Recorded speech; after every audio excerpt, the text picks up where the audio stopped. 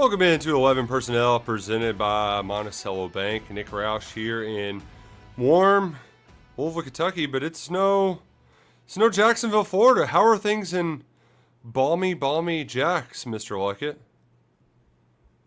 Yeah, it's hot down here in North Florida. Went on a run today in the neighborhood, and that was A choice? not. Yeah, let's just put it that way. Now, the nice thing about it, Nick, was I got to go to the pool right after the run, which is if that's like something you can do, it's sweet. That's the best way to cool down. It's like the better version of an ice bath, right? You jump in the pool and it's just like, oh, it feels so good. So I'm actually thinking I might just do the run again tomorrow so I can do the pool thing after, because that actually made the run kind of worth it, because you got a reward at the end. So I enjoyed that here on my Wednesday. That was my little lunch break here before I get the night shift tonight for the website. So that was a nice thing to do here on my Wednesday. And Q's filling up pretty good for you, so it might be a light work for you.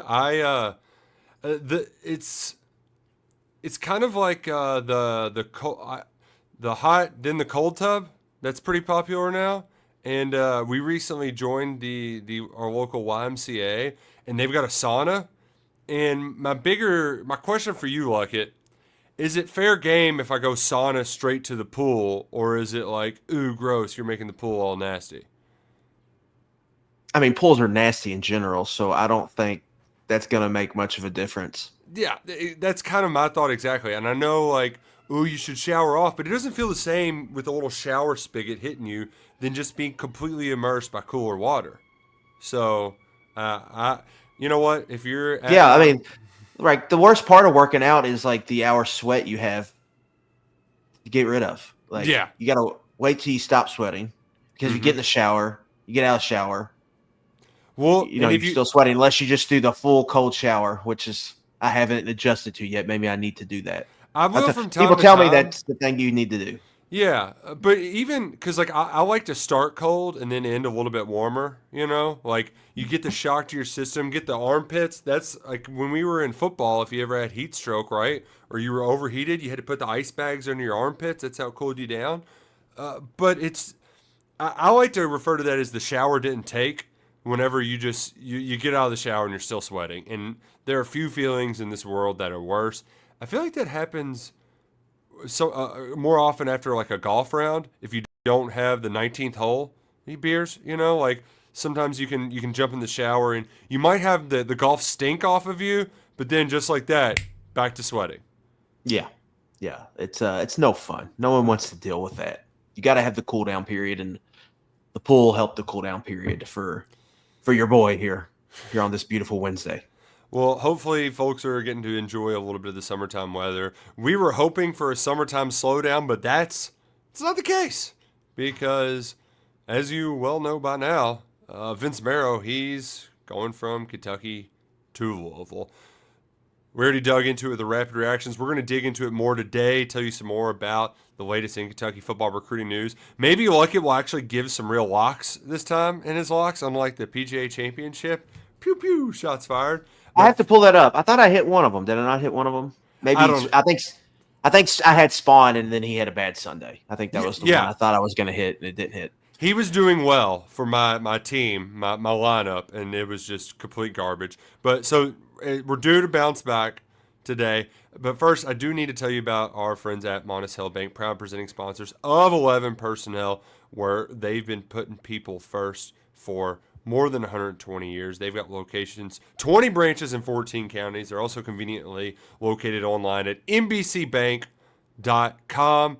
It's where you can shop all the services they have, whether you're trying to see what you can do with that home equity, the equity you built in your home. You can open up a home equity line of credit, personal banking, or much, much more. Maybe a business loan, whatever it may be. Trust me, if you bank local, you're going to get the best rates possible, because at Monaceel Bank, it's where people matter. Monaceel Bank, member FDIC, equal housing lender, and proud presenting sponsors of 11 Personnel. Luckett, before we get into semantics, how much just well, I'll say this. We spoke, I mean, the news was fresh. you got our real visceral reaction to the news. And while we had plenty of background to provide on the situation at the time, you and I both have been talking to people around the program since. There's also just a lot more that you kind of think about the more the time goes on. So I'm curious, how has your perspective on this maybe shifted in the 48 hours since this news broke? Yeah, I have a story coming out later on KSR that kind of shows us the signs. There were like in the last, I would say, since year, there was like 4 factors that told us like something's coming. Now I think to expect that in June is just crazy. Right. But which that was my whole thing with this was it was like it's one thing to think it might happen, it's another thing for it to actually be done and be done in June. It's just timing's way off. It's like solving a riddle or solving an equation. You go once you have the information, you go back and you put the pieces together and you're like, oh. Like, okay. Duh. It's reverse engineering. Yeah. Right. We're going to deconstruct this sandwich. And the two, I think I've had 4, but the big ones that stand out were high school recruiting, Nick, was up to speed January, February. Nothing was off about how January and February went with Vince Marrow. Typical things were happening when he was on the trail. He was on the pavement. He was hitting roads. He was visiting high schoolers. Got a big commitment in March. Typically, that's what he does with Jarvis Strickland. Went and saw plenty of Ohio guys. Was with Eric Wolford, I believe, for a couple stops or some big kind of Ohio linemen. There was nothing really off. I think he made a trip to Moeller at some point in, I believe, January. Nothing was off. And then when you get close to kind of what is kind of the end-all be-all time in recruiting, which is really about getting kids on campus for these summer visits, because that's where ultimately that's where these recruitments are won and ended. And then that's when it started getting weird. So that was a big one. I think was we talked about it on here. We talked about it on the 2 episodes before we even got to this. That like something's weird. Like I think I called it fishy. You know, something doesn't add up. Something's going on, and so we trying to figure that out. I think the other big one, Nick, like he's always been linked to jobs, right? Yes. Michigan's come up a couple times. Michigan State and Mel Tucker was a big one, but Louisville's came after him since Brom got there multiple times, but never in one offseason has there been a situation where every job, like every time you turn, there's a job. Southern Miss head coach. Yeah. Remember that? Yeah. Bill, was it Bowling Green or what was the MAC school? Didn't the MAC school come up? Well, Bowling Green and Kent State both came open, and I believe Bowling Green was the one he got a national site reported him as a candidate, I believe. Kent State never had a search, but his name probably would have got out in that one when they fired their coach late. That was like late in the cycle, but Bowling Green had a late in the cycle move because Scott Leffler went to work for the Eagles. And then North Carolina, right, out of nowhere, potentially. Like there was a lot there in a short amount of time. It was like, and there was a joke, I think, within the fan base online on our message board at KSR Plus, just about every time we got here goes Vince going for jobs. That had never happened in a single offseason. So obviously, you put it together, something was there. And then kind of a big one we kind of talked about, but we never talked about specifically, I think, through the lens of how they've operated with Vince Marrow being a big piece of the team building process. How they went about this portal class. You didn't have, outside of McQueese, Humphrey, Grace, you didn't have the Vince recruitments. You didn't have where he went and got guys from either Kentucky or Ohio who were at bigger schools and came back home. Right? Yeah. Chip Trainum, Jansen Dunn, Darian Henry Young, Wandell Robinson was clearly the one big one he had. But outside of that, Justice Dingle. Outside of that, there was what was the linebacker, white kid from Michigan Fulton, State, Luke Fulton. Luke Fulton, Trayvon Morgan. You remember that name? I pulled that Oh, name yeah. today from the spreadsheet. That didn't last long. Ben Chrisman, rest in peace. Tanner Bowles. Yeah. Like, I could go on, and I put all these names in the story. Is going to go up later, but in totality, I know you wrote about the high school hit rate, but in totality, that wasn't working for them in the portal. Well, right. And that's why they changed. So I think that was a big part of this, because I think it's clear now, knowing what we know. And probably to me, what was probably a big factor in all of this was he just couldn't, like, what was he, did he even, like, I mean, he wasn't doing much for them in the portal. And that probably, I would imagine that had a lot to do with the unrest, and probably the reason we saw all those jobs kind of linked to his name. And at the time, it's almost like we took the initial thing on face value, but didn't see the other underlying part, which on face value, it was, instead of getting these kind of Power 5 reserves, you're going after Group of 5 all-conference players, which is like, oh, yeah, that makes sense. You're taking proven production, but that's the part that we missed, is how many times did I write the story that, well, that connection to Vince Marrow, it was maintained and they kept it all along, and he ends up back at Kentucky, right? Like those... That's one that in real time we just glossed over that we should have. That does make much more sense in hindsight, and it also goes to show too that, like, I don't really know who the onus is exactly put on, but we've alluded to this, that like a lot of the program's struggles or strengths or whatever you want to call it, a lot of it's just how they evaluate talent over there, who is doing it, what, and also how it's changed. I mean, I was at a camp last Sunday. That used to be their primary evaluation tool. Well, they have to change how they evaluate high school players because they can only really watch them from afar now. And you also can't use just relationships on building portal players. You have to evaluate how they actually performed on the field in the reps they put on tape. And for a lot of those guys that we mentioned earlier, it was relationship guys that they liked in high school who didn't really play. So they hadn't seen them. They just trusted that they got better. And in a lot of cases, they actually hadn't gotten much better. Yeah, so the evaluation part, I think, is important. And I talked about this on the rapid reaction. There's got to be a system of checks and balances about how you go about grading a player, offering a scholarship player, and then determining whether he's all of that stuff. How much you want to invest, exactly. How much you want to spend. Now, I mean, that was the case before.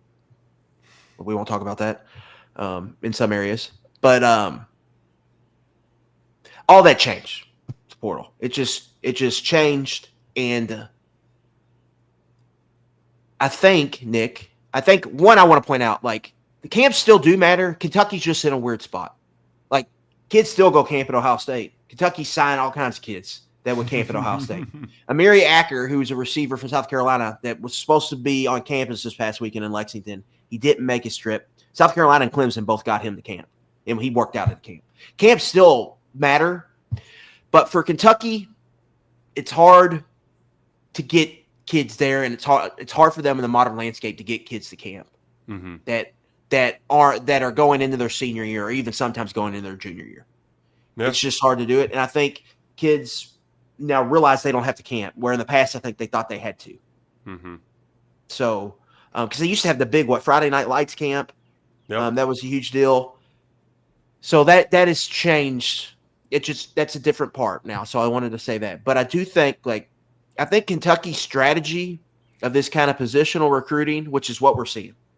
Like, what I mean by that is each position coach, which is really kind of the traditional way to do it, is responsible for building his room, essentially. Like, you go out and fill your room. Where I don't think it was totally like that. I think that works more in the portal because, to me, those recruitments move a lot faster. it's a lot less relationship driven, and it's very much dollars and cents. And am I going to play? Right? Yeah. Do I have snaps? How do I fit here? Yeah. Where I think high school recruiting's different. How you assign dollar figures or dollar value numbers is different with a guy you're projecting to be in your program for 4 years as opposed to a guy you're projecting to be in your program for 1 or 2. There's a little more development you got to bake in. And I think the old school kind of relationship building in high school recruiting still really matters, at least to me. Like, I think that really matters. And, at the end of the recruitment, I think you got to have the money conversation. But I still think that matters. And I think we're seeing them struggle a little bit where they didn't necessarily struggle to get guys committed in the portal. We're seeing them struggle a little bit right now. Like, they're getting guys on campus where they're not getting commitments, right? Mm-hmm. Like, they've had 20-something, 25, 30 visitors maybe to this point. We've got 2 commitments out of this, or they've gotten 2 commitments out of this. So that's interesting. Can you do both the same way? I don't know if you can. So that's something they may have to evaluate later. But overall, like, you're right, their evaluation process, how they evaluate systematically, structurally, organizationally, it has changed. That is clear. And whether that's a good change or not, we're about to find out, I think, here in the next 18 months, I guess. Or we'll see how long Stoops lasts. But, man, like, the Eddie Gran part of this, too, is fascinating. Like, I keep thinking about that. Yeah. Like, to me, it's fascinating. How he went from fired offensive coordinator. Yeah. Like, just got to fire him. How he essentially didn't find a job in college football. How he was like this long-time SEC assistant, didn't find a job, comes back as kind of in the middle of a season, in the middle of this big season of 2021. September. That was one of my good scoops, and I dropped it at a dollar beer night at Churchill Downs. Yeah. Yeah, well, it was September, yeah. Which was just random when that happened. Like, they're bringing him back 3 months. That's kind of 3 weeks into the season, and that was the year after he was fired too. Like, he was working as a banker, I think. Right, it was Liam Cohen's first year. Yeah. So that was kind of odd. And so how he went, like, we really did. Correct me if I'm wrong, but you really didn't know what he was doing like the first year. Yes, and how he went from that to essentially Mark Stoops' 1A fundraiser. Yep. Right, like his chief fundraiser in all these lines are blurred, like when stuff happened. Like, we don't really know when stuff happened. And then he went from that to like a GM and was really the guy Stoops went to for personnel decisions. And then, like, how many other big decisions has he impacted? And that we just don't know about? Because Stoops had to have his feet held to the fire to admit that with Matt earlier this spring on KSR. And it had been kind of a known thing where they would say it, but like, Stoops begrudgingly said out loud that Eddie Gran was the general manager. Like, he did not want to admit it. I don't really know why. I mean, maybe because that opens Eddie up to criticism. But I think some of, like, because these two things are tied together, right? Like, part of the reason, like the more I've talked to people since then, the more I've understood that, yes, the getting pushed, like losing power in recruiting decision-making played a role in this entirely. I don't think it was all of it, because I think the other part of it is Vince resenting Stoops for giving Eddie Gran more power instead of deferring to him. Like, I think there's like you owe this to me. I've done all this good for you, and you're going to let this dude come in and take my spot. And like Matt's talked a lot about it. It kind of reminds me, like, for the longest time, like my oldest friend, Buddy Simmons, next door neighbor, moves in middle school, and there was like a 5-6 year run where whenever we went somewhere, like, if you saw one of us, you saw the other. Like, that was just how things worked. But then you get a little bit older, you start driving, and then you start seeing, you kind of want to separate yourself because, if he's being a dumbass and the girls don't like that, you don't want that to come off on you, right? So there's a little bit of you want to, no, I need to show that I can do this by myself. And so I think there was a lot of like almost teenage jealousies. Like there was some, I don't know about teenage is the right way to put it, but like I think a lot of this was just purely relationship based between Mark and Vince where Egos got bruised. yeah. I mean, that's much simpler than my silly analogy, you know.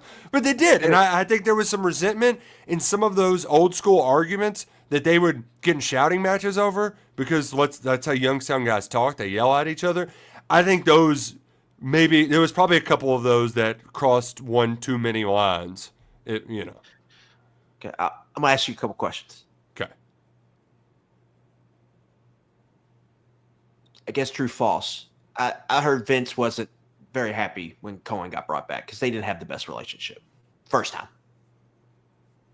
I would say relationship. They butted heads about how to roster build.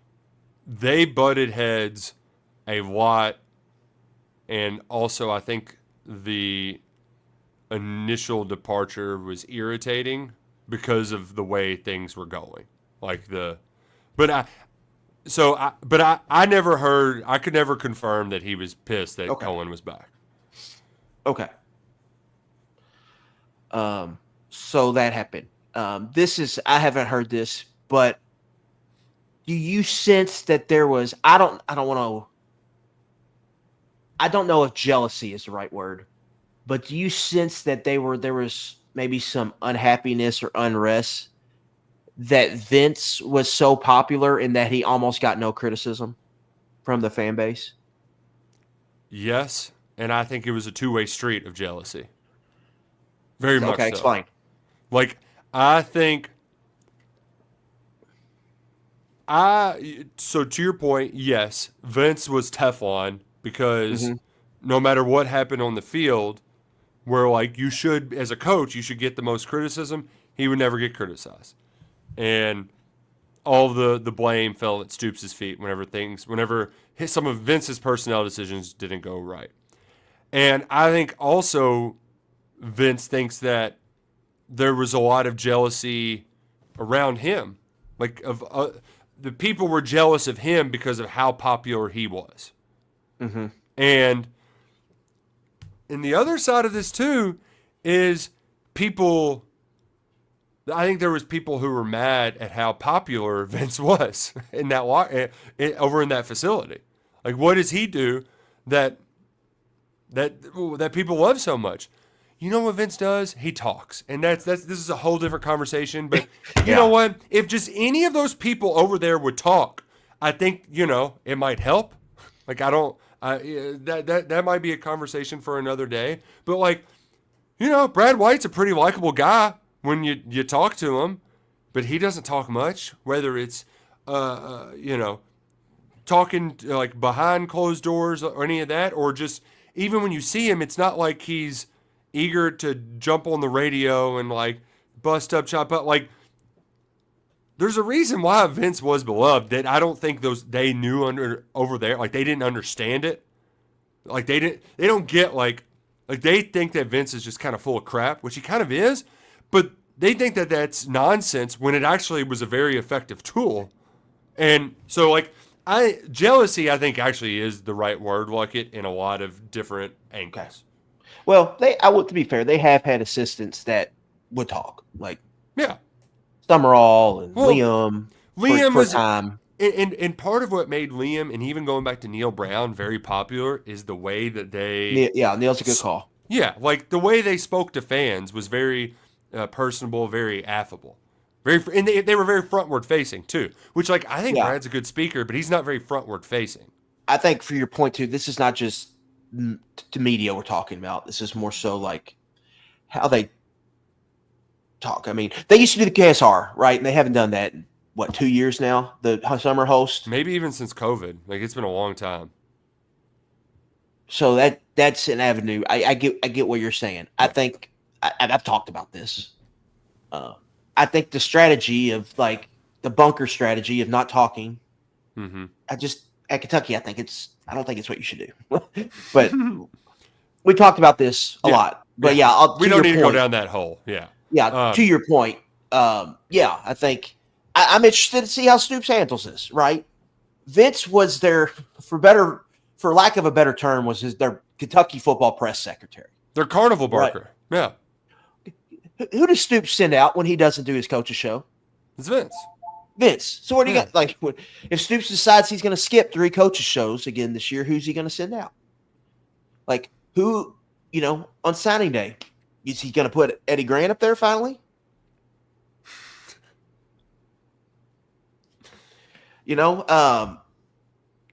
Stoops, or it's not Stoops, excuse me, Vince would do. He took, like, when you have a guy like Vince, there's probably things behind the scenes that just harder to deal with. Mm-hmm. But he also does things that I think takes pressure off of the other coaches, and potentially Stoops. Like, just having someone who has 100%, almost not 100%. Go to our message board. He didn't have 100% approval rating, but has pretty much consensus positive, very positive, high-end approval rating from the fan base. To have him to kind of go and give message to the fan base and be able to be a calming force publicly, I think that's a really good thing to have, and that's something they don't even close to have now without him. And so, how do they kind of How do they message? Like, I'm very interested to see. Like, they are a fascinating team for how they're going to handle this week to week season. Like, it's fascinating to me how they're going to kind of handle this, especially because before they were just like Vince would have kind of gotten thrown out if things got rocky, or even when things got good to kind of really pump them up. Where now they don't. I think it puts more on, like, honestly, it puts more on Stoops' plate. And, like, are we going to do more of the silent stuff? And, we'll see. But they're fascinating to me from that aspect because it adds another level of intrigue. And just from week to week, how they kind of handle it, because that fan base is going to be, ravenous. It's going to be intense. Like, it's just going to be tense. And every press conference, if he said something, even if he doesn't say anything, there's going to be overreactions to it, no matter what happens. There's something you said about there too that it's a question I have that I don't really have a good answer to, and it's probably going to. I mean, it may well be the story of the season, the story of the rest of Mark Stoops' coaching career, because you said you kind of put up with some stuff from him behind the scenes, but I also think that what Vince never got enough credit for was the stuff he put up with behind the scenes, where, things went wrong. He put a Band-Aid on it and kept everybody from falling apart, right? Like, we mentioned on the Rapid Reaction, the Louisville game at the end of the 2023 season. There was the Lynn Bowden stuff. Like, there's a lot more smaller things too. But, like, that was part of his job. So that seems like it was kind of a two-way street. And this leads me to ask you, we've heard a lot of stuff about the sort of dysfunction, everybody's out for one another.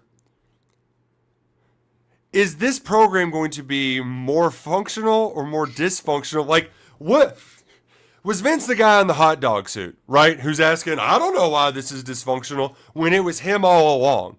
Like, will they be better off? Will everybody now be tugging on the same rope? Or are they up a creek without a paddle because they don't have somebody there to put out fires? Like, I'm that is the part of this that is the most fascinating aspect of it all. Yeah, I think it's, how do you view dysfunction? Some people would view dysfunction as, like, kind of what's going on in recruiting right now.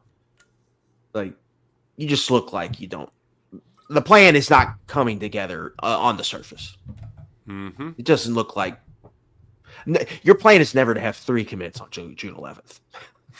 I don't, no matter who you are. Like, let's just call a spade a spade. But is your dysfunction kind of like, I don't want to see a team have 9 penalties in a big game. Yeah. I don't want to see unsportsmanlike conduct penalties when you're getting beat, or in a close game. I don't want to see dumb penalties when you I have a don't chance to want win. to see one of Vince Marrow's portal players at the concession stand during the game. I don't, well, like that's Gerald Mincey's. Yes, Vince recruited him, but where's Gerald Mincey from? Florida. He's from South Florida. Yep. That smells. Knowing what we know now, that smells like a Eddie Gran kind of. Yep. Right. But Mincey's part of the reason I had to get Mincey was because the offensive line was right. That was a lot. Their hands were kind of tied, but to your point, you want to talk about dysfunction, because to me that's what this whole off. In a lot of ways, that's what this whole off season is about. Mm-hmm. We've talked about this.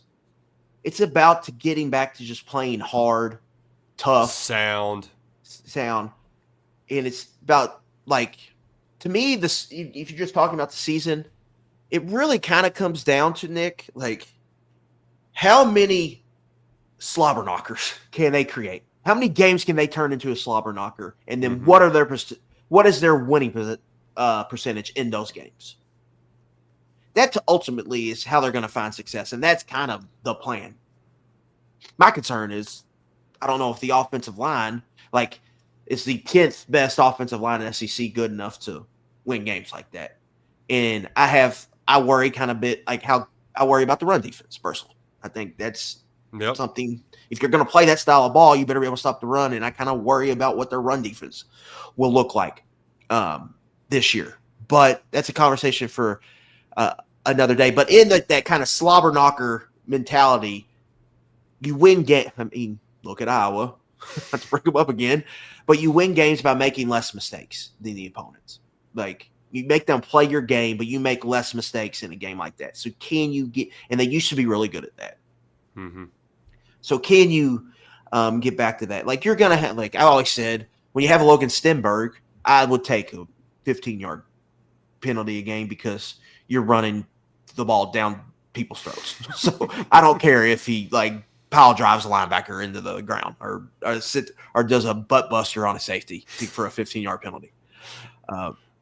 So everything is but that's what I think what most people want. And it would be damning if they just look sloppy in that regard this year. Because to me, that's a lot of what this offseason was about. And you want to talk about resetting the roster, getting our kinds of guys in here. And we've heard from Stoops, getting back to being tough, physical, fundamental, yada, yada, yada.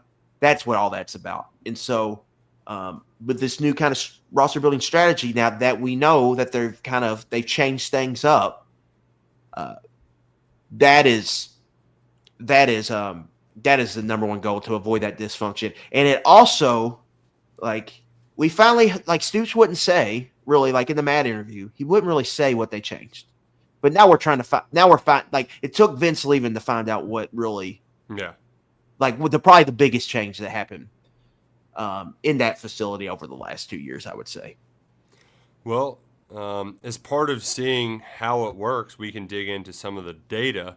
But before I dig into some of the data, I need to tell you about our friend Andy Ludicky from MyPerfectFranchise.net. He's big on recruiting because he's a recruiter himself, and we're going to talk a little bit about recruiting, courtesy of our friend Andy Ludicky at MyPerfectFranchise.net. Andy is a franchise consultant who's going to help you find another stream of income, can also help you find a new career, because he's one of these guys. He knows all the different franchises that are out there. He can speak with you about what your interests and financial capabilities are to help you find the best franchise that helps you start a business that can make you money. Call Andy at 404-973-9901. You can also email him, Andy at myperfectfranchise.net, to help find the right franchise that fits your future, that can reshape it for the better. It's Andy Ludicky at My Perfect Franchise. Mr. Luckett, I did some diving into the spreadsheet. Got my hands on it. It's a great spreadsheet. Luckett's been updating it for that spreadsheet's older than. Well, I didn't start it in 2013, but it's got a decade plus of data in it. Well, you know what? We can just say that we don't have hats that are older than this spreadsheet. All right, we can just go with that. But It's got all the data from all the classes. Before, like, it started some stuff, and I think the hardest part of this is just portal era. Like that complicates the issue. Yeah. Yes. Starting in 2021, the pages got a lot longer. They got a lot longer, and like you can't discern who's the lead recruiter in a lot of these instances because it just happens so quickly. They're just there. And does lead recruiter matter in transfer portal? Yeah, exactly. Like to the reasons we mentioned earlier. So, and I gave Vince the benefit of the doubt on some of those portal players because Wan'Dale Robinson, he deserves credit for Wan'Dale Robinson. Yeah, that's worth like 5 players. Right. Yeah. So what I did is I tried to calculate the hit rate for Vince Marrow. And he got a lot of players over the years. There's no doubt about it. By my calculations, he had 125 players signed over 13 recruiting classes. So that's about 10 a class. And if you go back to just 12 years to where we can determine, like guys that have actually played instead of just this year, that's 111 players in a dozen years. 34 of those guys became starters. But to go back to the Wan'Dale Robinson point, when we ranked the top 10 players of the first 10 years of the Mark Stoops era, 6 of them were his. And if you extend that a couple more years, I think Dane Key may very well be 11, and that was the Vince Marrow guy. So he got some big dogs, but when there was a lot of misses sprinkled in there. And Which are going to happen. Yeah, it's going to happen. And that's part of it, especially when you're asked to be a high quantity, a high volume recruiter, right? Sure. Yes. Like that's just how it's going to work. But one of our friends over on KS Sport, and I use the term friend loosely because I don't think he likes me at all. I really, but I enjoy the back and forth. He keeps us honest, and he's like, "You're going to do Vince's? We'll do everybody else's." So I did a lot of other guys. He still wants the Frank Buffano one, so I'll give him that after the pod's over. I didn't have enough time today. But looking over some other coaches, I would say if you looked down the depth chart at who were some of the star recruiters on the roster, Steve Klingscale and John Summerall, the first ones that come to mind. Obviously not high volume guys, mostly at their position, which is going to be the direction that they're taking moving forward. Summerall was 5 or 11. That's including portal players because you have to include Jaquez Jones and Keidron Smith, who were starters that he directly got from Ole Miss. 5 of 11, and Jones was a multi-year player. Trevin Wallace was a multi-year starter. So was Josiah Hayes. Sorry if I didn't mention Jackson. De'Aaron Jackson. If I didn't mention off the jump, the hit rate is starters that you signed because that's what you're trying to get. You're trying to get starters. One thing I want to say about Vince, to me, you kind of have to look at this in a basketball construct. Vince can create his own shot, so he can get shots up. Mm-hmm. Now, not all of them are good shots. Yep. But if you play with a team where other guys can't get their own shots, you're going to have to shoot more shots. And so you're going to shoot a lower percentage. Does that make sense? Yeah, he's a volume scorer. So you have to grade him on a curve. I think it would be silly for us to sit here and say Vince is not a good recruiter. But he filled a need there for a long time. Now, I think you could debate, like, should he have had that high of a volume for some of those years? I think that's fair. Mm-hmm. And now they're going to go this different route. We'll see how it plays out, to your point, yes. Well, but do they have a John Summerall? Do they have a Steve Klingscale on this staff? I think this is something you have to ask. And again, things are different with how you recruit now than in the past. But when he had he had a great 1A, and I think that's the whole point is they had great 1As around him at times. Klink was 9 of 16 over 4 years. If you want to give him the Wade twins because he left right after they committed, then it's 9 of 18. And, however you want to consider them, Keaton played quite a bit. And he got Hairston, but Chris Collins coached him the entire time. Yes. Some other notable ones. Neil Brown, pretty good hit rate, 50%. He had big misses with Barker and Matt Elam, but those early classes, like the reason why Kentucky was able to get on solid footing is because like JoJo Kemp turned out to be a player. Ryan Timmons was a solid player. A couple of those offensive linemen, like Kyle Meadows, Ramsey Myers, those were good players. Neil Round, they asked him to do more early on, but he did well. Another one that like we think about him as this director, this talent developer. John Sharman, I counted one miss, one player that didn't become a starter. The one player who didn't become a starter was Walker Wood, a kid that he recruited just so he could sign his offensive tackle. He was 10 for 10 on offensive lineman targets. And that also, 9 for 9 because Cash Daniel was another one. Yeah, because that was before Vince took over because Sharman was the in-state recruiter. He was the Kentucky guy, right. So Logan Stenberg, Drake Jackson, Landon Young, Bunchy Stallings. Went out and got Kenneth Horsey. Like, Sharman didn't miss. I mean, we talk a lot about how much you miss from the program.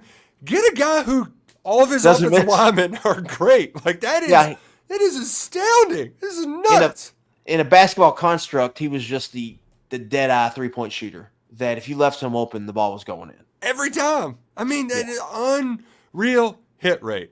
Now, floor spacing. Here's the one that brings us to our conversation about moving forward that should justifiably get people worried about the future. We all remember the Eddie Gran experiment when they tried to make him the 1A. Yes. Yeah, I know where you're going here. Because for 2 years, they dug deep in South Florida. And Gran actually had some success in his first recruiting class. Josh Ali was a good player in that first class. Yes, absolutely. Good player, multi-year starter. I didn't write down. Cedric Dort, I think, was in there. He was fine. There's many Cedric Dort haters out there. One of ours is a close friend who not a fan of that guy. But nevertheless, in his first class, 6 players, 3 became starters. 2018, 0 for 9. 2019, they were like, all right, Eddie, we got to cut back. He only got 3 players, and 0 became starters. His final recruit was a quarterback, Bo Allen, never became a starter. The South Florida experiment was a disaster. Unmitigated tragedy.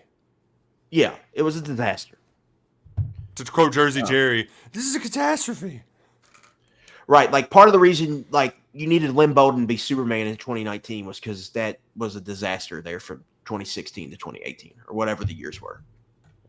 I mean, they got, 3 or 4 guys from Chaminade Madonna, and I think Ali was the only one that did anything. Right, you look at, and Bryce Oliver ended up becoming a good player, but he left after a couple years. Yep, and was good at Youngstown State. Yeah, you've got names there's names on here, people, Ashton Pierre. Didn't ever make it. Right. Remember Jamari Brown, remember that, the cornerback he from started South Florida? for a year at Purdue, I think. Yeah, like Stanley Garner. Oh, that one, he had some, he front flipped over somebody in the end zone. It was like, oh, wow, this guy could be good. 4-star that never played. Chris Whitaker, I think, transferred to UCF without ever playing FIU down here. and then Nevada, yeah. Oh, even worse. There was some real stinkers that they got from South Florida. Real stinkers. Yeah. And to Eddie's defense, though,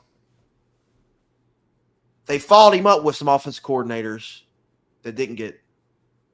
They just couldn't get players. High school, like Rich Scangarello to start, and then, Bush has gotten a couple to this point. Now, we don't really know, again, to the portal stuff, we don't really know a lot, but Liam got some players. Liam got some players, but at least in Shannon Dawson really didn't do much for them.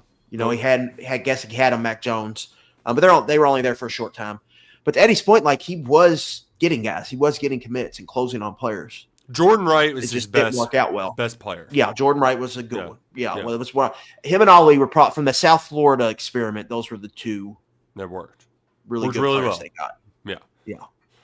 So, but that gets us, and before we move on, there was one other thing too, and I don't know if I said this in the rapid reaction or not, but the Eddie Gran stuff has been out there for months. I've always been hesitant to take the bait and say that he is the scapegoat. He's the reason things are going bad. He's the reason Vince Marrow left. Like he's also the only reason that Kentucky had enough money to go get players in the portal and fill out its roster this year. So like I think it is horribly misguided to make him the entire scapegoat. I will say there is no doubt in my mind that we should all be very skeptical of how much decision making he has when it comes to player personnel. Because I agree. Yes. Because the Jordan Wrights and the Josh Ali's cannot compare. Those are good players. Played for a while. Those don't compare to any of the guys that Vince Marrow brought into this program. They just don't hold a T to the Josh Pascals and the Wandale Robinsons and the Lynn Bowdens and the Benny Snells. Like they just don't. So like that is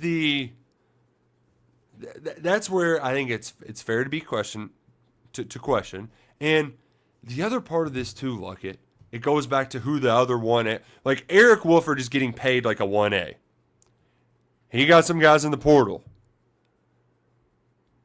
I'm not giving him much credit for Jarvis Strickland at all. It's like what? How come he's got offensive tackles committing to Rutgers like that? Yeah, like high volume shooter last year. Like he got guys. We'll see how these guys develop. Right when you look at Brian Auguste, Darren Stry, really like him. But he also got football player. Anthony Crease, which is an old school junior college recruitment. It's already out of the program. Then he just wasn't here long enough the first time around. Now you've got to give him a credit, I think, though, for this O-line haul in the portal. Yes, he just pulled off. You certainly do. It's too early. It's too early to judge him, and he did help with Deion Walker and Barry Brown. Like he was involved. With those two recruits. But I'm like the right now. In some of these, admittedly, he's in a few more prolific recruitments where it's going to be harder to get those kids to shut down their recruitment when they're leaving campus, right? Like they have like July 4th decision dates. They want to see their visits. Wolf seemingly has them in the mix. I wish I could spit out the names right now. The Cameron Miller deal is a little weird. It's like this kid wants to visit FAU. Like, just what are you going to take him or not? Like, if you do, how has he not committed when FAU is your competition? But that I guess that can get us to the next recruiting question: is can the guys who need to pick up Vince's slack pick up the slack? We can talk about LD Washington because he is at least pounding the pavement. He's got 2 commitments, and Prince Dean. He's got the 2 of the visit blitz. Yeah. He was the one that recorded the recruiting ones. Yeah. So he looks like he's doing a job. And then the other question too is about Brad White, because this isn't a criticism on you at all and your spreadsheet putting together, but when Brad first got here, you didn't know who he was. Like he didn't let any of his business be known. It's a little bit more known now who he's recruiting, but the guys that he's pulled from the Mid-Atlantic, from elsewhere, he's been asked to recruit regions that they don't normally have success recruiting in. He's got some guys on campus and then they don't work out. So like how involved is he in certain guys? How good is he at closing on certain guys? I think he's pretty good with his portal players, but like that he is very much a mystery that we give more benefit of the doubt than like he gets a little more rope from us because he's good X's and O's coach. How effective can he be if he needs to recruit more players? Like that's a question moving forward. I think Chris Collins, in the same regard, does a really good job getting players on campus, getting visitors. But they probably, like, he's a guy I would say they just need him probably to close on more players. Level up sort of deal. Yeah, but then again, that's a position too that's true. Like Ainsley and Klink have been some of their best recruiters, the corner coaches. Like you kind of need it from that spot. Right. Like typically on a football staff, your secondary coach is going to be one of your better recruiters. That's typically kind of how it works. Right. How long do they stick to this? Like, what I'm interested in after the summer, because in the past it would be like if they needed a player, Vince, go get us a guy to play insert position. Correct. right? Like that happened a lot, I think, when Zach Genzer was here. Like, go Mm-hmm. get us an offensive lineman. Yep. Like, I think Jermil Atkins is kind of like Vince went and kind of helped get him Mm-hmm. out of Dayton last year. Yep. That's just an example. By the way, Luckett, I saw him at camp, and I think he's 6'10" now.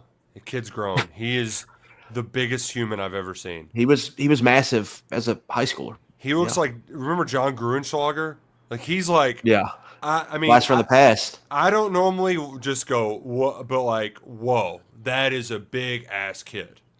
Yeah. I think, how do they, what is like, all right, we got to go to the secondary plan. What's the secondary plan? Or is the secondary plan just going to be sign 13 guys and just portal? Probably. We're about to find out.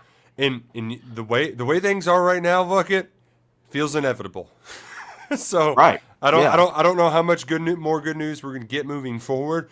Maybe now we can start kind of combing through some of the recruiting aftermath. Is there any other Vince Marrow nugget that you want to add to this conversation before we do move forward?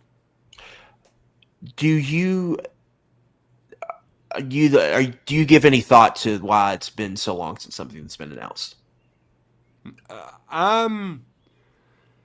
The part with the delay in notifying UK,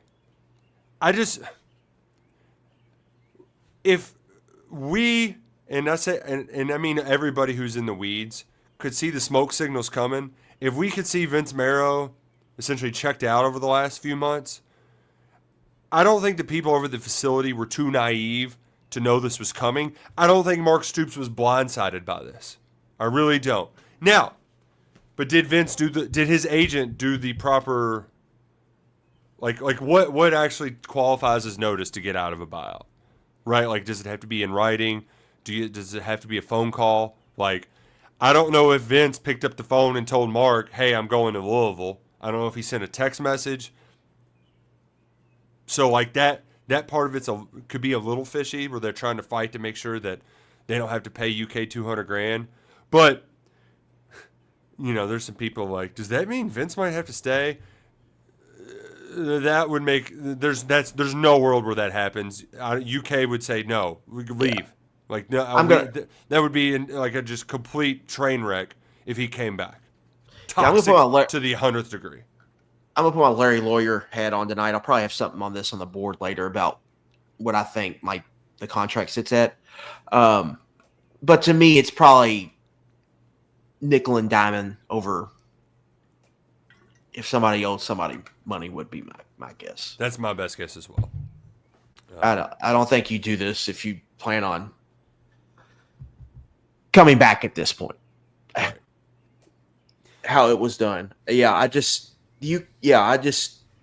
see how you could, if you could be, again, like no one expects him to leave in June, but I don't think you could be really surprised when you kind of just put the pieces together like we talked about. Yeah. But we'll see. We'll see how it plays out. Yeah, and you know, we mentioned some potential promotions too. I didn't realize Kevin Barbay had tight ends coach. Like on the resume I saw, I didn't have it on there. That's a very logical promotion. Yeah, to me, Derek Shea or Josh Estes-Wall almost make the most sense. Okay. Shea has worked with Hamden for a long time. Okay, there's that too. And then Estes-Wall has kind of bounced back and forth, like who he works with. And I think he was kind of because when you went to practices, Nick, he does Vince a lot of that. Yeah. Vince is doing a lot of recruiting stuff during practice. It does a lot of mediating with scouts, talking with scouts, talking to players there, talking to guests they have at practice. If let's say Joe Kraft's at a practice. So that like CJ Conrad did a lot of coaching when he was a QC. Yeah. And I wouldn't be surprised if like Estes-Wall's been here for been like a QC for like 10 years for Kentucky. So I wouldn't be surprised if it's one of those two. So they can keep probably Barbay in that kind of I don't know, catbird seat as kind of helping, looking over Bush, not maybe looking over, but there to help Bush with big picture stuff. He also might not want to have an official job too. Like there's that part of it. Like if he's in the coaching rehab, he might want to stay in the rehab. So Right. The last time something like this happened this late was when Scott Woodward, when there was they made a coaching change like in summer, right? Woodward was a QC, got promoted to receivers coach. That's what I think. Like my money would be on Shea or Estes-Wall kind of getting that bump for the year. Estes-Wall will give off Buffano vibes though, just because he might have been Mark Stoops' first GA. Like he's been around forever. Right. I think he was student manager probably. Yeah, around that. like he's been around a long time, and like you said, had a bunch of different roles. Nickname Junk, which I like a guy named Junk mixing up with the tight ends. That feels like a good fit. So I'm a little surprised that. I'll rephrase this. I'm not surprised Mark Stoops hasn't said anything. Maybe this legal battle is part of it. But I think it would be a pretty easy PR win if he did say something along the lines of, we're going in a different direction in recruiting. If Vince didn't like it, best of luck. Like there's very much that could be an easy statement or video or whatever it may be. But it's clear that Mark Stoops is going to stay holed up till SEC Media Days. I think anything he says, he's going to get blasted by a good chunk of people, no matter what he says. Well, to me, the best medium would be to do kind of an interview. Do we want another Mitch and Mark sit-down conversation in Mitch's office? Probably not. But that's why I don't think he's going to do. He's just going to address it at media days, and it's got how media days is a zoo, and so he says a lot. A lot of time. Well, a lot of times at media days, like he's going on Thursday, going on the last day. Where this, I think Kentucky would probably get a lot of attention, depending on if they were earlier in the week. But Thursday, a lot of people are out of town already and zonked at that point, so he won't get. They won't get a ton of buzz or attention from this, but he'll address it there. But so much goes on, like it's a zoo, right? And then the season starts, and then is this, how much of this is still a topic? Like when he has Kentucky Media Day in Lexington, like Media Day in Lexington without Vince Marrow is going to be weird. Oh, what's going to be really weird is whenever Vince goes on the Diener show and starts doing his thing. It's going to be weird. Let's do some other Kentucky I'm already ready for my run-in with Vince at Roosters in Fern Creek. I'm just ready for it. Well, what's the sheriff going to say to that guy? He's been dogging his ass for years. Like, yeah. There's there might be some scrubbing of Twitter or tweets going on right now in the Louisville sphere, I would say. Before we get to a few other conversations, we did get dates and times on when you can wear your Rhoback gear to the Kentucky games this fall. So whether you need a Q-zip for the night game against Texas or Tennessee, or you're going to be rocking a polo for that early kickoff on Labor Day weekend, Rhoback's got you covered. RHOBACK.com. Use promo code KSR for 20% off your first purchase. They got the best gear, the best swag. You should have already gotten some for Dad for Father's Day because it's the best gear out there in the biz. Use promo code KSR for 20% off your first purchase at Rhoback.com. Look, I love some of the early kickoff windows we got. I'm not going to they kind of defied them for the Louisville game last year, so I don't know how much they're going to stick to these again this year.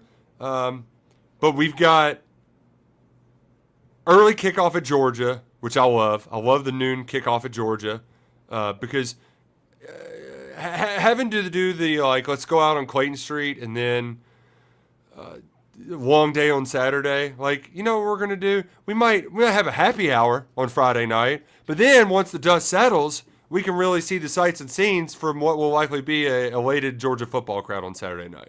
Right, you can do college football Saturday night. Exactly. Yeah, much more fun than Friday night. It's a lot. I'm more quiet, but let's get that one over with. Love the Vandy afternoon kickoff because it's late November, probably get some sunshine, so it'll be a little bit warmer for fans. That's an easy for if things are going well, or even if things aren't going well, and you just live in Western Kentucky and you want to take your kids to go see, a game that's nearby, that's closer than going to Kroger Field, that's an easy trip there and back. And people forget their stadium's going to be pretty awesome. It's going to be finished, so we'll get a nice Vandy stadium. Luckett, I'm here to inform you that I preemptively booked the hotel for Friday night.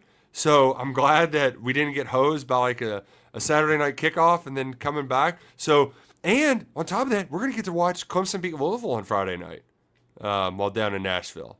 So that'd be a fun little 1-2 punch. What other ones do we have? The night games, like we expected those to be night games. Right. October. Keeneland. It's the if you're going to write a book of unofficial SEC rules, that is one of them. Kentucky gets October night games. Yeah. Don't run the triple option. That's the other one. That's another one. Yeah. Yes. Did you look at the South Carolina week? Because it's flex, but it feels like that game's always at night. That game's been at night in the series forever. It's never been midday, 3:30. I think the last time it was Randall Cobb. Because that was like twilight, right? That feels like that was an afternoon kick. You talking about when they beat them? Yeah. 2010? Yeah. That was okay. Lexington, that was like a 6 o'clock kickoff.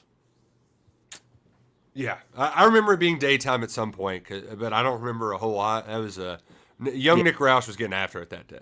It smells like the 7:30 SEC network game. Feel that. Any other kickoff times? I don't even know if you, but no, they're out there. Louisville you have to wait on because that ACC home game. Mm-hmm. So yeah, I think for the fans, you've got a nice little, nice variance kickoff time, especially for home games. You get the Keeneland ones, but you also get an Eastern Michigan one early. But you also you have a nooner, but you avoid the nooner. We'll see if they hold on the rules for Florida. That's supposed to be flex 3:30 or later. So that holds true. So you might get a 3:30 game when Florida comes to town. So you got a nice little variety of different kickoff times. Recruiting. We gonna get any more commitments, Luckett? I was thrilled when another guy who's scheduled to visit this week decided to commit to Rutgers. I think that one, I don't know, that with Tavian Branch, is that who you're talking about? J.J. Edwards. Oh, yeah, J.J. Edwards, which is a big one. That was probably their most likely linebacker commit. So that wasn't good. Oscar Rios was partying with Adam Sandler in L.A. Yeah, Chad Simmons is reporting that UCLA is a real threat in that recruitment. So right per Chad's reporting, he's got connections with the Nico family. I'm not going to try to pronounce the last name. So that's something to monitor there. That then, I think the Ponatoski commitment, I don't feel great. Nope. Where that's headed, even though he's come out and said in interviews that Kentucky is like a legitimate option for him. So that you don't feel great about that. And then commitments, I don't see any coming. Jordan Crutchfield was one I'm watching, but things have been quiet. He's supposed to go to Louisville this weekend. And then some of the tackles like Charlie Edgeworth and Cameron Miller, we've been we thought you could watch both of them closely. And neither of those have occurred yet. So we'll see. I mean, a lot of times they might have commitments that we just don't know about. Like guys will announce later. But as of right now, we're in a big we'll see. just still a phrase from Mark Stoops. Speaking of we'll see, I need some U.S. Open winners, Luckett. You got all of Luckett's locks on KSR Plus, so maybe just fire away with a few. We're going with long drivers, obviously. Right. But, is Bryson the best pick to try to beat Scotty? Or is it – because, the plus 280, it's the lowest odds to win a U.S. Open since Tiger in 2009 at Bethpage Black. It was plus 175. Yeah. Basically, this U.S. Open plays, you got to be long off the tee, and then with your approach shots, you're going to have to hit within a target zone on the green. If you don't, you're either going to be off the green and you got to get up and down, or if you miss with the driver, you're going to be in rough. That's just tough to deal with. So the winner is going to be able to bomb it far and then hit your approach shots. So the guys that can get tee to green the best, but you got to hit it long first. But it feels like this is going to be an endurance test. Mm-hmm. And so the cream rises to the top. And so Scotty, obviously, like to me, I think we're headed to a Scotty Rory showdown somewhere this year. This feels like a good place for it.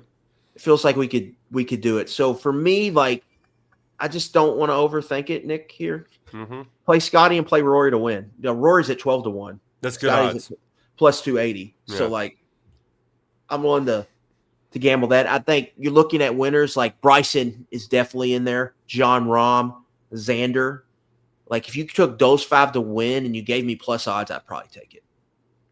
I feel like the winner's probably going to come from one of those 5. Then you might want to throw a couple more golfers in there. Those were kind of my 5. Do you have any miscut bets? Because I feel like that's my biggest challenge is finding guys who are going to make the cut at an event like this. I did not this week. Minwoo Lee is a guy I like a lot that you can probably get a good value on. He's 8th in driving distance on the PGA Tour. He's got 3 consecutive top 25 finishes in the U.S. Open, so he's kind of made for this kind of tournament. So you probably get decent odds on him. My bomb pick this week, if you were going to go out the top 7 to 8, Patrick Cantlay is in the top 100 in driving distance. He's 11th in strokes gained tee to green. He's made 7 consecutive cuts at the U.S. Open. He had a T3 finish last year at Pinehurst. The only thing missing from his resume is a major title. He's got some big tournament wins. He just never won a major. You can get him for top 10 just under 3-1. Like that's a play I really like a lot. But 45-1 to win. I think he's worth a gamble here because he fits the kind of the course. And then Justin Thomas is a guy I like this week too. He recently hasn't played well the U.S. Open, but he does have a pair of top 10 finishes here. Top 10, 3-1 for JT. And he's a guy, if you were ranking the top, I just gave you 5, but if I was going to rank most likely to win, I would probably have Thomas like 7th or 8th to win this tournament. So I could see him being really in contention on Sunday. And he's a guy because he can just fire off a 66, right? Yeah. Like he could be out of it on Sunday, but fire off a 66, and then like a backdoor 66. +1, and he has a chance to win. Plus, has a chance to win, or he could come from T23 to T7 on Sunday. Yeah. Catch a ticket. So those are the names really I'm looking at. Cantlay's my bomb here. And I tweeted this out earlier. Maybe just don't be dumb. Just bet Scotty. They're giving you almost 3-1. Just bet Scotty. And maybe maybe the move is get Scotty, parlay it with a guy you like to make the cut at decent odds, or a guy you like top 20 at a decent odd, right? Like if you like JT or you like Cantlay here, you get top 20 at a good price, and then if Scheffler wins, that's a nice little rip there. But to me, like anything you bet with Scotty, you're gonna watch the tournament and be like, "Yeah, that was good bet." Like with how he's playing right now, because like even betting Rory, because I think there's reasons to bet Rory, he just loses it sometimes in these tournaments, where I think this one is really just all going to be about consistency. And just, like I say, it's an endurance test. And Scotty is the best at that right now. Well, hopefully we get an exciting U.S. Open on Father's Day. Happy Father's Day to all the dads out there. Hope you get to kick back, relax, and enjoy it. Happy Father's Day to you, Luckett. Tell the kids I said hey. You aren't going to be driving back on Father's Day, are you? We are flying back on Father's Day. Oh, so great. I'm spending my Father's Day. My wife is actually going to a concert with her mom out of town in Jacksonville, and then driving back that morning to the airport.